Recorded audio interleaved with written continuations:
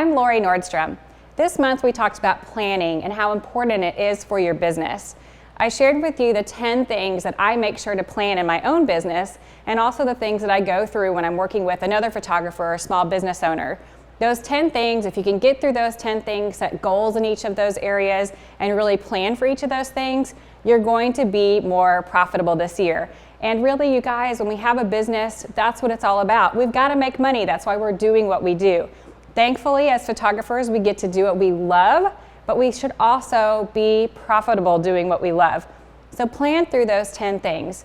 Now, a couple of things that I hear from photographers is, I know this is a good idea. I know I'm supposed to be writing a business plan. I know I'm supposed to be, putting my projections together for next year and really thinking through my numbers, but I don't even know where to start. And so one thing I want to encourage you to do is to just right now get out your calendar and put time on your calendar to plan. So that's just tip number one, is to plan to plan. And I know that sounds a little crazy, but we do actually have to put it on our calendar to make it happen. I know I do. I've been in business for 20 years now in photography, and I have to make myself an appointment with myself every year to sit down and write out my plan, write out my goals for the next year. Thankfully, I had some time to do that just recently, and I've already put my plan together for 2016. But I wouldn't have done that if I wouldn't have actually put it on the calendar and gone through those steps. What are each of those things that I need to plan? So set aside some time, and I would even say set a place in mind. Where do you want to be when you're setting your goals? It needs to be somewhere quiet, without distractions. Sometimes I even like to book a hotel room and just get away for the weekend and just be by myself. Last week I was in the mountains and set aside some time to do that, just peacefully outside by a fire, and it was amazing. And so put that time and actually put a place on the calendar to do that. And then next, after you get your goals complete, which I'm just going to assume that you're going to do this, you're going to put your plan in place and you're going to set those goals.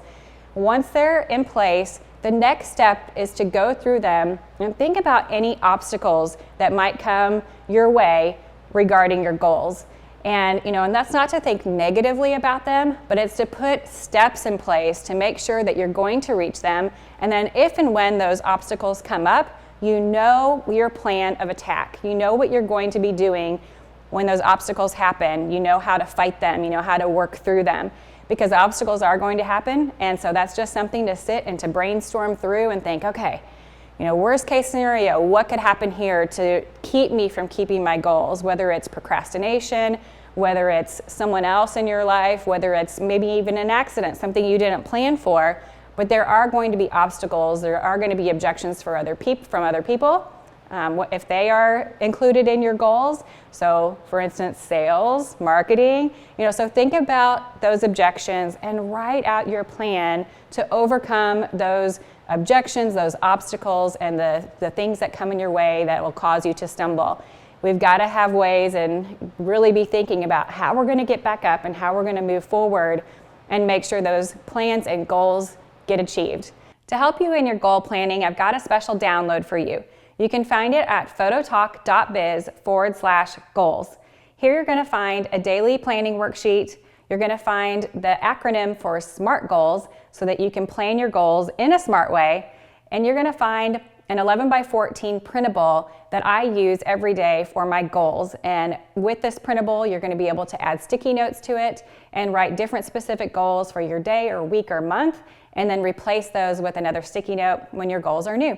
Thanks again for joining me. I hope that helps, and I love hearing from you guys, so let me know. I'd love to hear how your plans are going and even the goals that you've set that you have achieved and how you're going to take them to the next level. Thanks for joining me. See you next time.